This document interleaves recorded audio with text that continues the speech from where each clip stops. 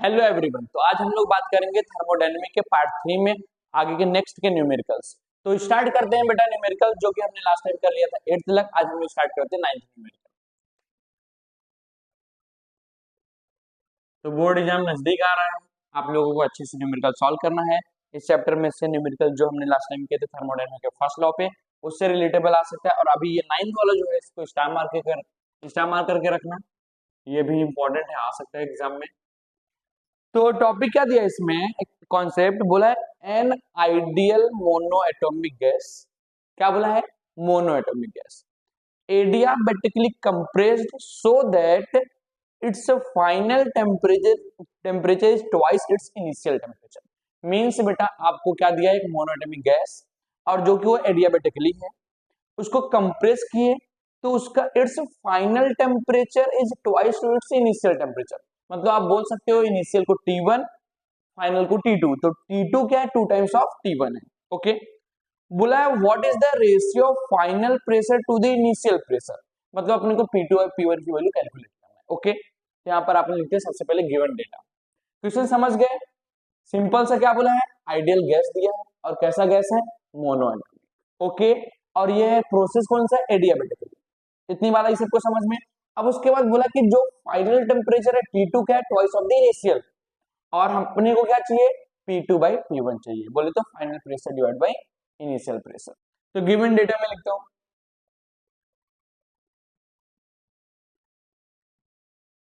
Given data, और ऐसे related बेटा ये अपने को न्यूमेरिकल दिया है। इसी कॉन्सेप्ट पर बेस हमें एमएसटी सीटी और जेईई मेंस नीट पर ऐसे एमसीक्यू भी आते हैं। ओके। तो गिवन डेटा अपने को दिया है कि सबसे पहले बोला है बेटा adiabatic process. Adiabatic process. Okay. तो एडियाबैटिक प्रोसेस में अपने को क्या बोला है कि यहाँ पर जो गैस, एडियाबैटिक मीन्स क्या होता है? हीट क्या होता है? कांस्टेंट। चेंज इन हीट क्या होता है? जीरो। चेंज इन हीट क्या होता है? जीरो। अब क्या बोल रहा है कि इसमें एडियाबैटिक प्रोसेस, तो एडियाबैटिक कांस्टेंट को हम लोग जो मोनोएटॉमिक गैसेस होता है उसको शो किससे करते हैं? गामा से। तो गामा की वैल्यू हमें क्या बोला? गामा की वैल्यू अपने को फाइंड करना पड़ेगा। अपने को बस बोल दिया मोनो एटॉमिक, तो अपने यहाँ पर मैं फाइंड करके बताता हूँ कि गामा की वैल्यू कैसे अपन कैलकुलेट कर सकते हैं। तो सिंपल सा क्या दिया बेटा, गामा की वैल्यू होता है, जो गामा होता है ये होता है ratio of the CP by CV. CP by CV. तो यहाँ पर क्या हो गया? Constant in pressure, constant in volume. तो सीपी बाई सीवी को हम लोग कैसे कैलकुलेट करते हैं? 1/2f। ये हमारे पास फॉर्मूला है। आपने ये प्रोसेस वगैरह चारों पढ़ा हो तो उसमें से आपने ये कैलकुलेट करके अच्छे से सीखा होगा वहां पे। तो अब बेटा ये क्या बताता है हमें? Degree of freedom. तो डिग्री ऑफ फ्रीडम हमारे पास टोटल कितने टाइप्स के होते हैं? डिग्री ऑफ फ्रीडम में जो गैसियस है हमारे पास कौन सा है? मोनोएटॉमिक। दूसरा है हमारे पास डायएटॉमिक। और तीसरा हमारे पास बेटा इसको ट्राइएटॉमिक या पॉलीएटॉमिक मैंने बोल दिया, पॉलीएटॉमिक। Okay everyone. तो अब यहाँ पर मोनोएटॉमिक में जो होता है बेटा डिग्री ऑफ फ्रीडम, एफ की वैल्यू कितनी होती है? 3 होती है। डायएटॉमिक में एफ की वैल्यू कितनी होती है? 5 होती है। पॉलीएटॉमिक में कितनी होती है? 6 होती है। अब यहाँ पे वैल्यू पुट करोगे आपको क्या मिल जाएगा? गामा की वैल्यू। जैसे मुझे यहाँ पे मोनोएटॉमिक बोला है तो मोनोएटॉमिक की वैल्यू क्या पुट करोगे? 1 + 2 बाई एफ। तो एफ की जगह पे क्या रख दोगे? 3। तो 3 × 1 = 3, 3 + 2 कितना हो गया? 5/3। ये हमें किसकी मिल गया? मोनोएटॉमिक। अगर आपको डायएटॉमिक बोला तो यहाँ पे क्या रख दोगे? 5, 5 × 1 = 5 + 2 7 बाई क्या हो जाएगा? 5।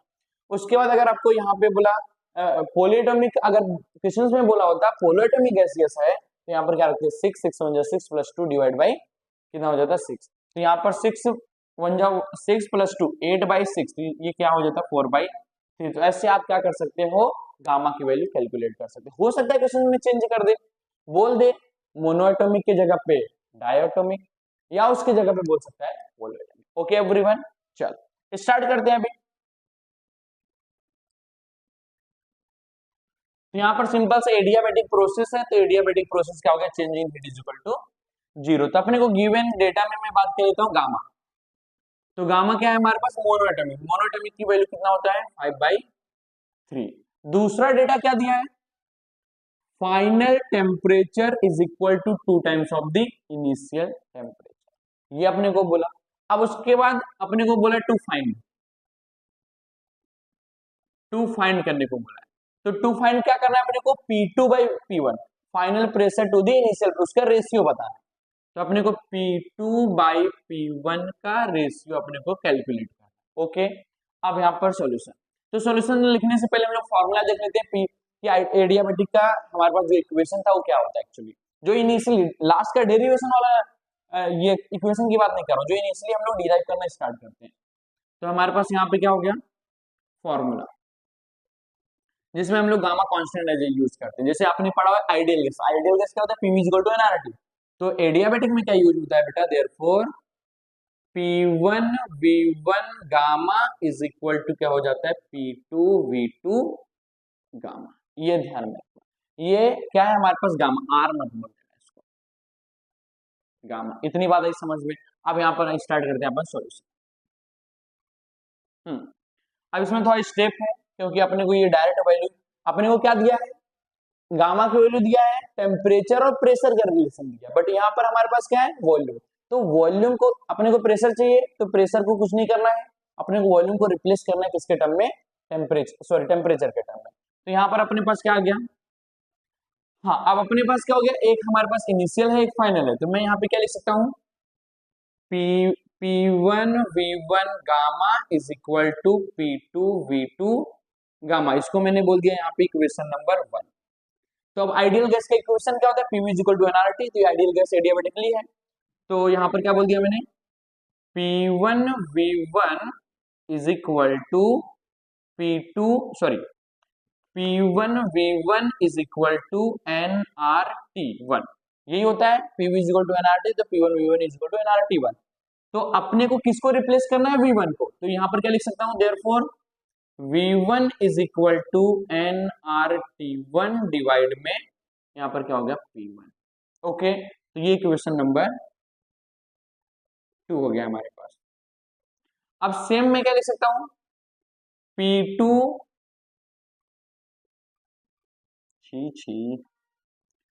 P2 V2 is equal to nRT2। तो यहाँ पर क्या जाएगा बेटा अपने पास, V2 is equal to nRT2 divide में क्या हो जाएगा यहाँ पे P2। तो दिस इज इक्वेशन नंबर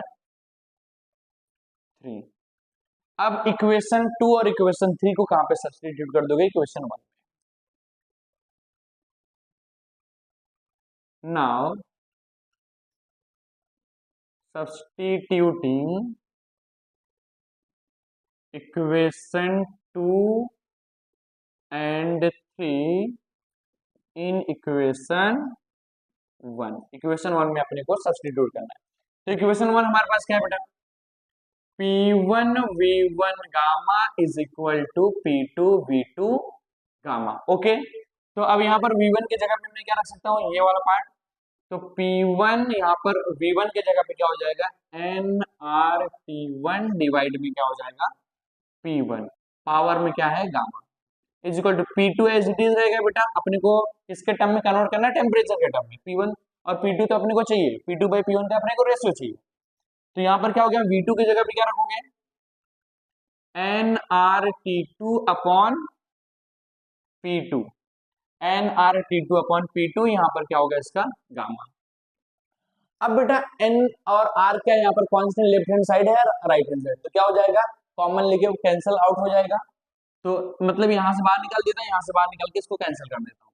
तो P1 यहाँ पर क्या बच जाएगा, nRT से nRT, इसका भी पावर गामा, इसका भी पावर गामा, r का भी पावर गामा, r का भी पावर गामा। तो आप बाहर निकाल के कैंसिल कर सकते हो, डायरेक्टली ऐसे कर दो, या आप यहीं पे डायरेक्ट कैंसिल कर दो इक्वेट करके। ओके चल, तो हमारे पास क्या आ गया यहाँ पे, P1 बाई P1 का पावर में गामा इज इक्वल टू यहाँ पर P2, यहाँ पर क्या हो गया बेटा, T2 बाई P2 का पावर में गामा। इतनी बात आई सबको समझ में।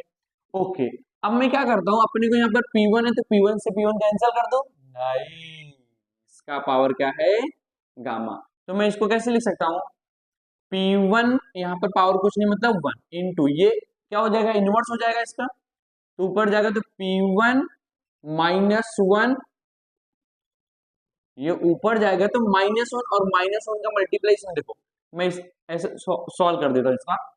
तो क्या हो जाएगा T1 का गामा अपॉन P1 का गामा, क्योंकि इसका भी पावर गामा इसका भी पावर, तो क्या हो गया T1 का गामा P1 का गामा। अब इसको ऊपर लेके जाएंगे अपन तो क्या हो जाएगा P1 माइनस गामा हो जाएगा। तो मैं डायरेक्टली वही लिख रहा हूं यहाँ पे कि into P1 minus gamma into T1 का गामा। सिमिलरली क्या लिख सकते हो यहाँ पे P2, अब यहाँ पर क्या हो जाएगा P2 माइनस गामा, यहाँ पर पावर 1 है जैसे यहाँ पे, और यहाँ पर क्या हो गया इंटू T2 का पावर गामा।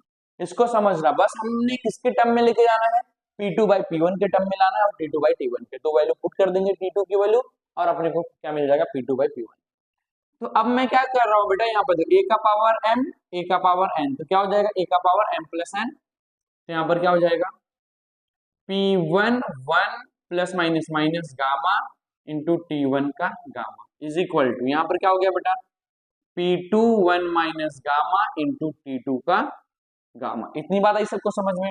अब मुझे क्या करना है, ये वाले पार्ट को नीचे लेके जाना है। तो सर बोलोगे कि अपने को क्या चाहिए P2 बाई P1 चाहिए, तो आप इसको क्यों लेके नीचे जा रहे हो? बिकॉज बेटा यहाँ पर अपने को गामा की वैल्यू ऑलरेडी पता है 5/3, यहाँ पे पुट करोगे तो अपने को निगेटिव में नहीं करते, यहाँ पर इसको रेसिप्रोकल कर देंगे तो पॉजिटिव हो जाएगा, डायरेक्टली आप सॉल्व कर पाओगे। ओके, तो मैं क्या कर दिया यहाँ पर P1 1 minus gamma upon P2 1 minus gamma is equal to T2 का पावर गामा, यहाँ पर क्या हो गया T1 का गामा। इतनी बात आई सबको समझ में। अब बेटा इसका भी पावर गामा है 1 माइनस गामा यहाँ पे, तो इसको क्या कर सकता हूँ होल, यहाँ पर होल ब्रैकेट में क्या कर सकता हूँ 1 माइनस गामा, तो P1 by P2 1 minus gamma. इतनी बात आई समझ में। ओके, इज इक्वल टू क्या हो गया बेटा यहाँ पे T2 बाई T1 का गामा। अपने को चाहिए क्या एक्चुअली P2 बाई P1, तो क्या कर दो रिवर्स कर दो या रेसिप्रोकल कर दो, क्या मिल जाएगा P2 ऊपर चले जाएगा P1 नीचे। हाँ, ये क्या हो जाएगा प्लस 1 माइनस हो जाएगा, माइनस क्या हो जाएगा प्लस हो जाएगा। तो यहाँ पर अपने को क्या मिल जाएगा P2 बाई P1 क्या हो जाएगा यहाँ पर gamma plus minus 1 is equal to, यहाँ पर इसको अपने को कोई कन्वर्ट करने की जरूरत नहीं, बिकॉज अपने को ये P2 बाई P1 चाहिए था, इसको एज इट इज रखते हैं T2 बाई T1 का गामा। अब क्या करेंगे बेटा वैल्यू पुट कर दो सिंपल सा और कैलकुलेट कर देते हैं। तो P2 बाई P1 तो अपने को नहीं पता, ये कैलकुलेट करना है। गामा की वैल्यू ऑलरेडी अपने को पता है कितना है 5/3 minus 1 is equal to T2 की वैल्यू क्या पता है अपने को 2 टाइम्स T1 डिवाइड में T1 की वैल्यू एज इट इज और पावर में क्या हो गया गामा। अब गामा की जगह पे क्या रख देंगे हम लोग, गामा की वैल्यू क्या रख देंगे 5/3। Done everyone. अब क्या हो जाएगा ये T1 से T1 कैंसिल हो गया और यहाँ पर सॉल्व कर दोगे P2 बाई P1, यहाँ पर क्रॉस मल्टीप्लिकेशन हो जाएगा तो 5 1 जा 5 3 1 जा 3, तो 5 माइनस 3 डिवाइड में 3, तो कितना हो गया हमारे पास बेटा यहाँ पे तो 2/3। Got it everyone. बिकॉज क्या हो गया यहाँ पर ये मल्टीप्लाई हो गया, तो ये तो इजी है बेटा, सिंपल सा समझ सकते हो। 3 1 जा 3, 5 माइनस 3 2 डिवाइड में 3 इज इक्वल टू, अब यहाँ पर क्या हो गया 2 का पावर 5/3। डन। अब अपने को कैसे कैलकुलेट, इसको तो आप डायरेक्टली सॉल्व कर पाओगे, बट ये वाले को कैसे आप सॉल्व करोगे, तो अपन यहाँ पर क्या ले लेते हैं लॉग ले लेते हैं फटाक से। तो यहाँ पर taking log on both the sides. Okay everyone, तो यहाँ पर क्या हो जाएगा log P2 by P1 2/3 is equal to log यहाँ पर 2 5/3। अब मैथमेटिक्स में आपने पढ़ा है log a का पावर b क्या होता है b, ऐसे log a का पावर b, तो इसको सॉल्व कर दे क्या हो जाता है हमारे पास b, यहाँ पर log a हो जाता है। ओके एवरीवन, तो यहाँ पर अब इसको जब सॉल्व करोगे तो 2/3 यहाँ पर हो जाएगा, 2/3 आगे कोएफिशिएंट में log क्या बचेगा बोले तो a P2 बाई P1। अब यहाँ पे सेम होगा, कोएफिशिएंट में क्या आ जाएगा 5/3, यहाँ पर क्या हो जाएगा log 2, तो ये 3 से ये 3 कैंसल, यहाँ पर 2 टाइम्स log क्या हो गया बेटा P2 by P1 is equal to 5। अब log 2 की वैल्यू जब आप कैलकुलेट करोगे टेबल में से, log टेबल में जैसे log एंटी log दिया रहता है तो log 2 की वैल्यू होती है बेटा, ये ध्यान में रखना। log 2 की वैल्यू होती है 0.3010। ओके, तो 0.3010 सर आपको कैसे याद है? हम लोग इतनी बार इसको इतने बार पढ़ाए हम लोग बेटा कि हम लोग को ये सब पूरा ये हो गया है। तो 2 log P2 by P1 is equal to 5 0 जा 0, 5 1 जा 5, 5 0 जा 0, 5 3 जा 15। तो कितने पॉइंट पर 1 2 3 4, 1 2 3 4, 1 पॉइंट का लग गया ये। अब ये 2 डिवाइड में आ जाएगा, तो log P2 by P1 is equal to 1.5050 divide में 2। तो यहां से क्या मिल जाएगा अपने को? log P2 by P1 is equal to 2 7 जा क्या हो जाएगा 14, तो 0 पॉइंट के टर्म में जाएगा 2 7 जा, यहाँ पर 0.27 जा 14 बचा कितना 1 2 5 जा 10, 2 2 जा 4, 1 2 5 जा 10। ओके एवरीवन, तो अब अपने को क्या मिल गया बेटा यहाँ पर log। अब अपने को क्या चाहिए? P2 बाई P1 चाहिए, तो log को इस साइड भेज दूंगा तो क्या हो जाएगा? एंटी log हो जाएगा। तो P2 by P1 is equal to anti log 0.7525। तो अब बेटा P2 by P1 is equal to, अब किसमें चाहिए? Anti log 0.7। हाँ, अब एंटी लॉग कैसे फाइंड करोगे? 75 का 2 में 5, 75 का 2 में 5 में लॉग देखो और आपका आंसर आएगा करीब करीब बेटा 5.625 के करीब करीब आएगा। तो ये अब यहाँ पर हमारे पास क्या हो जाता है बेटा? आपके टेक्स्ट बुक में यहाँ पर सिंपल सा ये आंसर दिया है। तो P2 by P1 is equal to 5.6, यहाँ पर रेशियो 1, तो P2 ratio P1 is equal to 5.6 ratio 1 आ गया पॉइंट। तो ये हो गया आपका फाइनल आंसर। ओके एवरीवन, तो इस वीडियो में ये न्यूमेरिकल थोड़ा लॉन्ग हो गया बट ये इंपॉर्टेंट है बेटा, बोर्ड एग्जाम में आ सकता है। हाँ, मोनोएटॉमिक की जगह पे डाई भी बोल सकता है, पोली भी बोल सकता है। जिसको अभी आपको इंजीनियरिंग में जाना है तो आपको क्या करना पड़ेगा? एमएसटी एंट्रेंस देना पड़ेगा। तो ऐसे सम्स वहां पे आ सकते हैं। तो आप अब ये फॉर्मूला करते नहीं जाओगे, आपको जो एमसीक्यू के टर्म में जाएगा तो ये सिंपल सा लास्ट में क्या आपको याद रखना है? ये वाला कन्वर्जन हमने पूरा जब कैलकुलेट कर दिया, यहाँ पे डिराइव किया, अगर ऐसे टाइम्स का आता है तो यहाँ पे क्या लिखोगे? P2 by P1 gamma minus 1 is equal to P2 by T1 gamma. तो डायरेक्ट आप वैल्यू यहाँ पे क्या कर सकते हो? पुट कर सकते हो। ओके, तब तक के लिए आप हमारे साथ जुड़े रहिए, वीडियो को लाइक कीजिए और शेयर कर दीजिए अपने फ्रेंड्स सर्कल में। तब तक के लिए हम लोग मिलते हैं नेक्स्ट लेक्चर में।